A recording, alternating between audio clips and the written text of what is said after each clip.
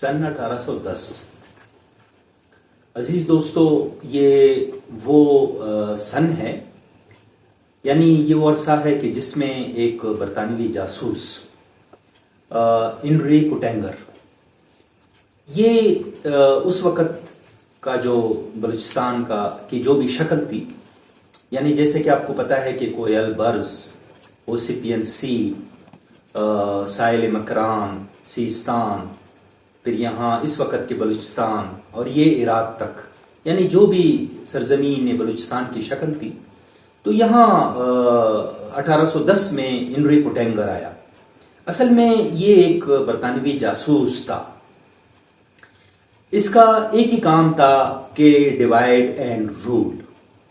اور دوستو، آپ کو اچھی طرح پتا ہے کہ انگریزوں سے پہلے، یعنی برطانوی سامراج سے پہلے، یا برطانوی جو شیطانی ذہنیت تھی، اس سے پہلے اس بات کو ایرانین بھی جانتے تھے اور عرب بھی جانتے تھے کہ بلوچ قوم کو کس طرح تقسیم کرنا ہے اور اس کے اوپر حکمرانی کرنی ہے۔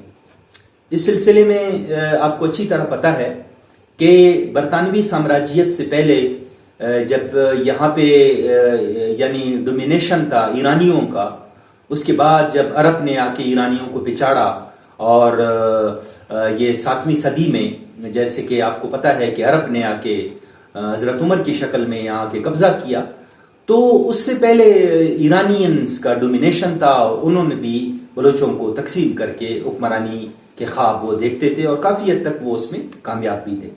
یعنی بلوچ قوم کو یا تو ایرانین ہو یا عرب ہو، یہ اسے کوچ و بلوچ کے نام سے انہوں نے تقسیم کیا ہوا تھا۔ یعنی کوچ ان کو کہتے تھے کہ جو کہ میدانی علاقوں میں رہتے تھے، یعنی جو بلوچستان کے مرغزار تھے وہاں رہتے تھے، اور بلوچ ان کو کہتے تھے جو پہاڑی علاقوں میں رہتے تھے۔ تو آپ اس بات سے اندازہ لگا لیں کہ یہ بھی ایک تقسیم کی ایک بدترین شکل تھی۔ تو بہرحال آتے ہیں ہنری پوٹینگر کی طرف۔ ہنری پوٹینگر نے انہی خیالات کو اپنایا، انہی تھیوریز کو اپنایا، اور یہاں پر چونکہ انگریز نے کافی ریسرچ کیا تھا، اور انگریز نے تمام قوموں کے ساتھ طالع آزمائی کی، لیکن جب بلوچوں پر انہوں نے ہاتھ ڈالا تو بلوچوں نے انگریز کو بھی ٹف ٹائم دے دیا۔ اب یقیناً یہ بات تو آپ کے علم میں ہے کہ ڈیوائڈ اینڈ رول کا جو پرنسپل ہے، یہ ایک بہترین یعنی نسخہ ہے، اور بدقسمتی سے آج تک بلوچ قوم اس کا شکار ہے۔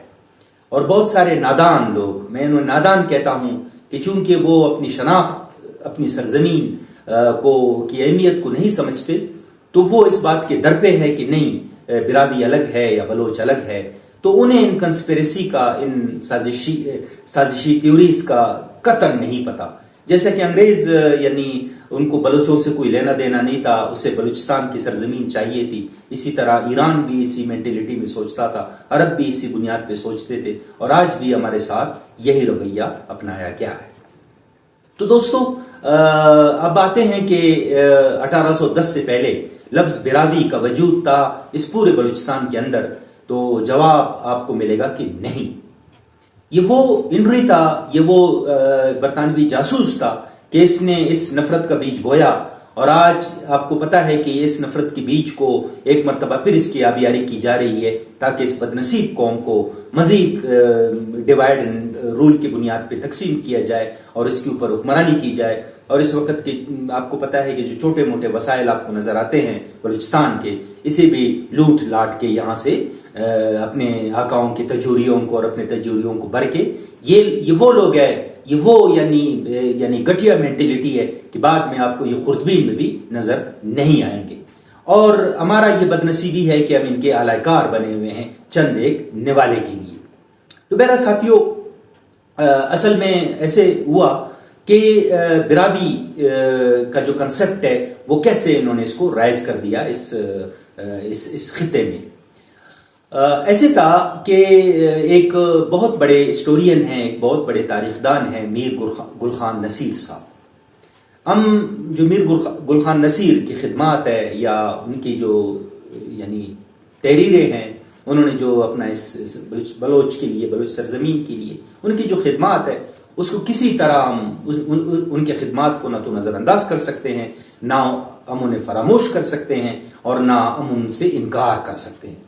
لیکن میر صاحب کے اندر ایک اب ہم اسے یعنی ان کی اتنی بڑی شخصیت ہے، وہ اتنا بڑا ایک قداور یعنی شخصیت ہے کہ ان کے بارے میں اگر ہم تھوڑی سی بھی سخت الفاظ استعمال کرنا چاہیں تو یقین جانو کہ ہمارے دل پہ بھی ایسا ہے جیسا کہ بلڈوزر چلتے ہیں.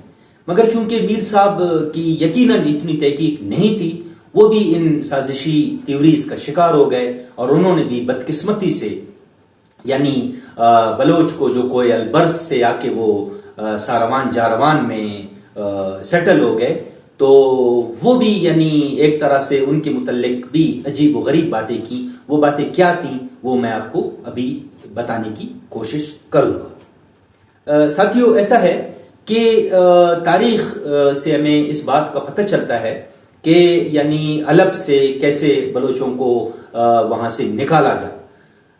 یعنی نکالنے پر میں اس لیے اس لفظ پہ زور دے رہا ہوں کہ حلب بھی بیسیکلی بلوچوں کی سرزمین تھی. تو گلخان نصیر صاحب لکھتے ہیں کہ یعنی بلوچوں کی مائگریشن کیسے ہوئی. وہ لکھتے ہیں کہ ایسا ہوا کہ یعنی بلوچ حلب میں سکونت پذیر تھے. یعنی حلب آپ کو پتہ ہے کہ یہ عراق کا ایک علاقہ ہے.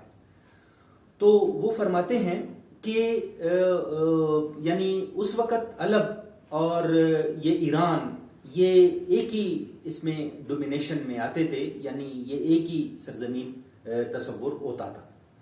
تو نوشیروان وہ کیا تھا کہ وہ اس وقت یعنی ایران کا وہ سربراہ تھا یا بادشاہ تھا، تو وہ یعنی رول کر رہا تھا نوشیروان نامی ایک شخص. تو میر گلخان نصیر صاحب لکھتے ہیں کہ نوشیروان کے پاس یعنی اس کے جو رعایا ہے، انہوں نے کہا کہ یہ بلوچ یہ کیا ہیں کہ یہ چور ہیں، یہ ڈاکو ہیں، یہ ڈاکہ زنی کرتے ہیں، یہ لوٹ مار مچاتے ہیں، لہٰذا ان کو یہاں سے نکال مار کے بگایا جائے. تو گلخان نصیر صاحب لکھتے ہیں کہ پھر نوشیروان نے بلوچوں پہ ڈنڈا اٹھایا اور ان کو وہاں سے انہوں نے بگایا. یعنی یہ گلخان نصیر صاحب کے الفاظ ہیں بلوچوں کے متعلق. تو بہرحال ساتھیوں، کہا جاتا ہے کہ یعنی ایک وہاں سے ایک مائگریشن ہوا. تو یہ مائگریشن جب حلب سے ہوا تو حلب کے بعد یہ کوئی البرز یہ سارا، جیسے کہ میں نے کہا کہ یہ جڑا ہوا خطہ ہے، یعنی پورا یعنی عراق، ایران، پھر اس کے بعد سیستان، پھر بلوچستان، یہ عراق تک یہ پورا خطہ جغرافیائی طور پہ بھی جڑا ہوا ہے. تو بہرحال یہ جب کوئی البرز پہنچے تو یہاں پر بھی انہیں جینے نہیں دیا گیا. تو یہاں سے انہوں نے مائگریٹ کر کے میر گلخان نصیر صاحب کہتے ہیں کہ یہ سب سے پہلے یعنی یہ یہاں مکران آئے. مکران سے پھر یہ لوگ انہوں نے یہاں سے مائگریٹ کر کے یہ لوگ جالوان اور ساروان آئے. تو یہاں پر جب آئے تو ان کو برسکو کہا جانے لگا. یعنی ظاہر ہے کہ وہ کوئی البرز سے آئے تھے تو اسے برسکو کہا جانے لگا. اب گلخان نصیر صاحب یہ ساری باتیں یعنی شاہ نامہ فردوسی سے کر رہے ہیں. اب شاہ نامہ فردوسی یہ کیا تھا؟ یہ ایک درباری شاعر تھا. یہ ایک ایسا یعنی شاعر تھا کہ وہ صرف، آپ کو پتہ ہے کہ ایک درباری شاعر کیا ہوتا ہے، وہ ایک مسخرہ ہوتا ہے. وہ صرف اپنا یعنی بادشاہ وقت کو وہ خوش کرنے کے تمام حربے استعمال کرتا ہے، جیسا کہ اس وقت ہمارا پپٹ وزیر اعظم انوار اللہ کاکڑ ہے.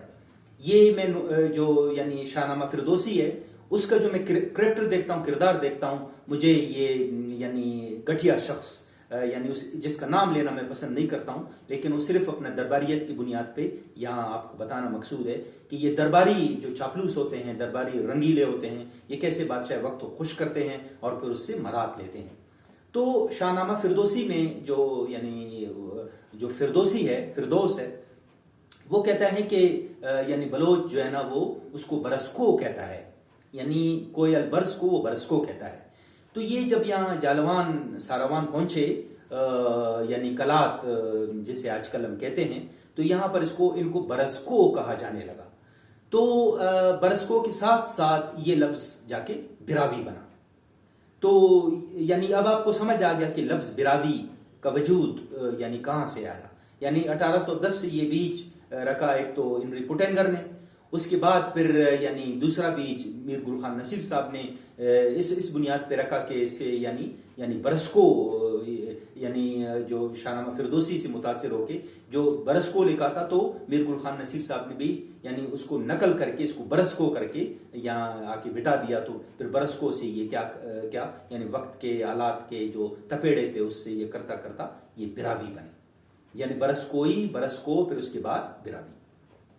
تو ساتھیوں یعنی یہ ایک پہلا یعنی ہمیں اجرت ملتا ہے بلوچوں کا۔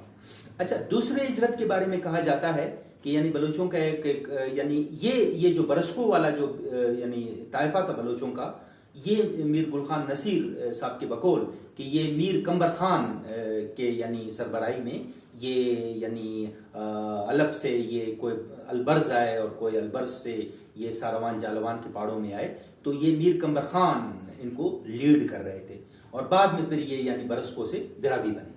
تو دوسرا مائگریشن کیسے ہوا وہ بھی ذرا ہم یہاں پر سمجھنے کی کوشش کرتے ہیں، اور اسے یعنی اس دوسرے مائگریشن کو بھی میر گل خان نصیر صاحب نے اپنی کتابوں میں جس طرح انہوں نے کہا ہے اس کو میں آپ کے سامنے رکھنے کی کوشش کرتا ہوں۔ تو گل خان نصیر صاحب کہتے ہیں کہ دوسرا مائگریشن ایسے ہوا کہ اصل میں علب میں یعنی یزید بن معاویہ، وہ آپ کو پتہ ہے ایک تاریخی شخصیت ہیں، اور اپنا آپ کو یہ بھی پتہ ہے کہ ان کی یعنی جنگیں ہوئیں حضرت حسین کے ساتھ۔ تو میر گل خان نصیر کے بقول کے یعنی بلوچوں کا جو یہ طائفہ جو کہ اس وقت یعنی علب سے وہ مائگریٹ کر کے نہیں آیا میر کمبر خان کے ساتھ، تو انہوں نے یعنی حضرت حسین کا ساتھ دے دیا، یعنی اس یعنی یزید بن معاویہ اور حضرت حسین کی جنگ میں انہوں نے یعنی بلوچوں نے کیا کیا، حضرت حسین کا ساتھ دے دیا۔ اور اسی بنیاد کے اوپر پھر جب یعنی آپ کو پتہ ہے کہ یزید بن معاویہ کو یعنی فتح ملا، یعنی اس کے بعد پھر ابن زیاد جو اصل یعنی یزید بن معاویہ کا وہ رائٹ ہینڈ تھا، تو کہا جاتا ہے کہ انہوں نے پھر یعنی بلوچوں پہ بھی ڈنڈا اٹھایا۔ یہ گل خان نصیر صاحب اس طرح کا وہ یعنی تاریخ بلوچستان کو اس طرح مرتب کرنے کی کوشش کر رہے ہیں۔ تو میر صاحب کہتے ہیں کہ پھر جب بلوچوں نے دیکھا کہ یہ تو ایک انتہائی یعنی طاقتور فوج ہے، یقیناً آپ کو پتہ ہے کہ 40,000 یعنی فوج یزید بن معاویہ کے اس وقت بھی یعنی ان کا ایک یعنی تیار ایک گروہ بیٹھا ہوا تھا 40,000 کی تعداد میں، جن کو ایڈ کر رہا تھا ابن زیاد۔ تو پھر ساتھیوں آپ نے دیکھا کہ یہ چونکہ ابن زیاد کا مقابلہ نہیں کر سکتے تھے، اس دوران حجاج بن یوسف کا بھی اپنا یعنی وہ نزول ہوتا ہے۔ حجاج بن یوسف کے بارے میں بھی آپ کو پتہ ہے کہ وہ ایک بہت ایک جابر انسان تھا، ایک ظالم انسان تھا۔ تو کہا جاتا ہے کہ انہوں نے مل کے وہاں سے بلوچوں کو نکال دیا۔ پھر یہ بلوچ یہاں آ کے انہوں نے یعنی سکونت ڈالا یعنی دشت لوت میں۔ اب دشت لوت یہ وہ علاقہ ہے کہ جو کہ کوئی البرز کہلاتا ہے، یعنی اوسپین سی کہلاتا ہے، تو یہاں پر بلوچوں نے ڈیرا ڈال دیا۔ تو یعنی دوسرا مائگریشن وہ اس طرح بتاتے ہیں۔ تو پھر وہ کہتے ہیں کہ چونکہ یہ اس گروپ کو جیسا پہلا گروپ کو میر کمبر خان کی شکل والے گروپ کو انہوں نے برسکو کہا، تو اس والے گروپ کو انہوں نے علبی کہا۔ تو پھر کچھ لوگوں نے یعنی بلوچوں کو علبی کہنا شروع کر دیا، یعنی یہ پھر علب کے نام، چونکہ علب سے آئے تو یہ علبی کے نام سے مشہور ہو گئے۔ تو پھر کہا جاتا ہے کہ یہاں پر انہوں نے اپنا یعنی سکونت اختیار کیا۔ اب ساتھیوں ان دونوں باتوں سے اتفاق نہیں کیا جا سکتا۔ اصل میں بلوچوں نے کبھی بھی یعنی یہ تاریخ سے ثابت نہیں ہے کہ بلوچوں نے یعنی یزید بن معاویہ کا ساتھ دیا ہے یا حضرت حسین کے خلاف لڑے ہیں، کیونکہ اگر ایسی بات ہوتی تو آپ نے واقعہ کربلا آپ کو اچھی طرح پتہ ہے، تو اگر اتنی بڑی بات ہوتی تو یہ یعنی واقعہ کربلا کی جو